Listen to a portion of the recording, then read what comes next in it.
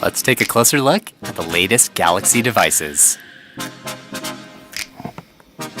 Here's the all-new Galaxy S21 Ultra. Let's turn it on. The S21 Ultra is secured by Knox. Isn't that sound satisfying? It's a large screen device, but it's easy to hold in one hand. This one is Phantom Black. It has this very unique haze glass finish. It's kind of hard to describe with a single word, but one thing's certain. It's really premium to the touch. The contour cut camera housing wraps around the side to become one with the frame. You won't find this on any other device. The S21 Ultra has an Infinity O display with super slim bezels. The screen to body ratio is really impressive. Wondering how big the Ultra is compared to other models? It's about a finger's height taller than the S21. The S21 Ultra has 4 cameras, including 2 tele-lenses with 3x and 10x optical zoom.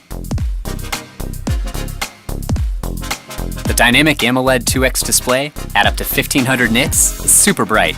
Just look at the contrast compared to the S20 Ultra. And with an adaptive refresh rate up to 120 Hz, you get smooth, lag-free scrolling. The S21 Ultra brings S Pen support to the S series for the very first time.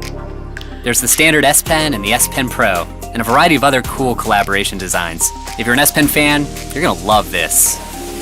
The S21 Ultra also comes in Phantom Silver. And then there are 3 custom color models that come with a specially designed camera housing. Up close, this housing has a micro-engraved texture. It kind of looks like a carbon fiber weave, but it's something you've never experienced before. It's eye-catching.